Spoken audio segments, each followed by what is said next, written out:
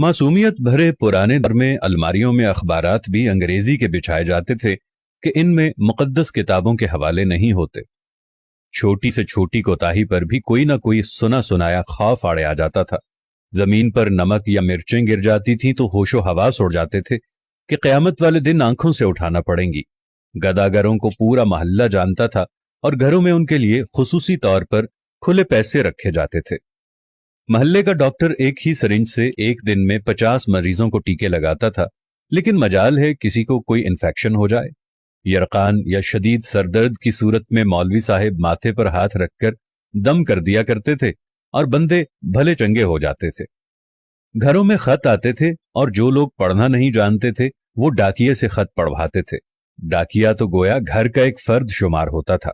खत लिख भी देता था, पढ़ भी देता था और खाना पानी पीकर साइकिल पर ये जा और वो जा।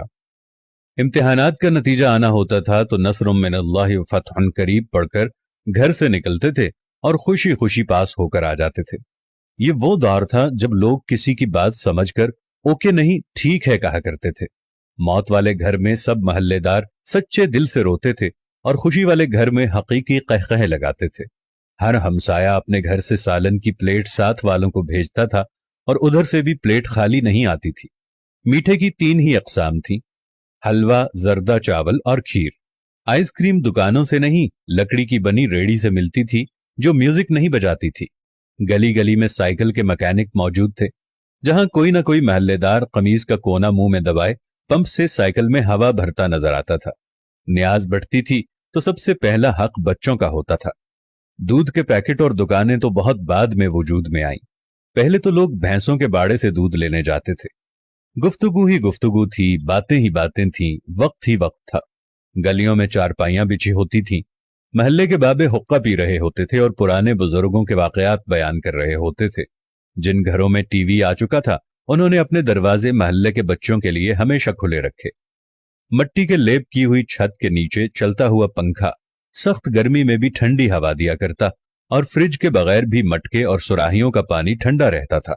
फिर अचानक सब कुछ बदल गया। हम कदीम से जदीद हो गए। अब बावर्ची खाना सीढ़ियों के नीचे नहीं होता, खाना बैठकर नहीं पकाया जाता, दस्तरखान शायद ही कोई इस्तेमाल करता हो। मंजन से टूथपेस्ट तक के सफर में हमने हर चीज बेहतर से बेहतर कर ली, लेकिन पता नहीं क्यों इस कदर सहूलतों के बावजूद हमें घर में एक ऐसा डब्बा जरूर रखना पड़ता है जिसमें डिप्रेशन, सरदर्द, ब्लड प्रेशर, नींद और विटामिन्स की गोलियां हर रोज मौजूद होती हैं।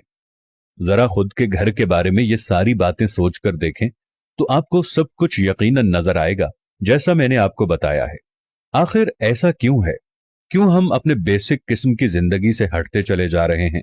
मैं आज भी आप लोगों से कह रहा हूं, आप साथ वालों के दुख दर्द बांटना शुरू कर दो। आप गरीबों के दुख में दर्द बांटना शुरू कर दो। आप साथ वालों के साथ प्यार मोहब्बत रखना शुरू कर दो। थोड़ी सी माजी की जिंदगी को दोबारा अपनाना शुरू कर दो। मट्टी के बर्तन में खाना खाना शुरू कर दो। दुनिया जहां की नेमतों से दूर हट जाओ। ओवन और फ्रिज को इस्तेमाल करना छोड़ दो। प्रेशर कुकर को इस्तेमाल करना छोड़ दो। अपनी जिंदगी को सादगी की तरफ ले जाओ तो आपके घरों में रखा हुआ ये दवाइयों का डब्बा भी पहले की तरह यहां से गायब हो जाएगा। खुदावंद से दुआ है कि देखने वालों को सेहत कामिला और आजिला अता फरमाए। आमीन सुम्मा आमीन या रब्बल आलमीन।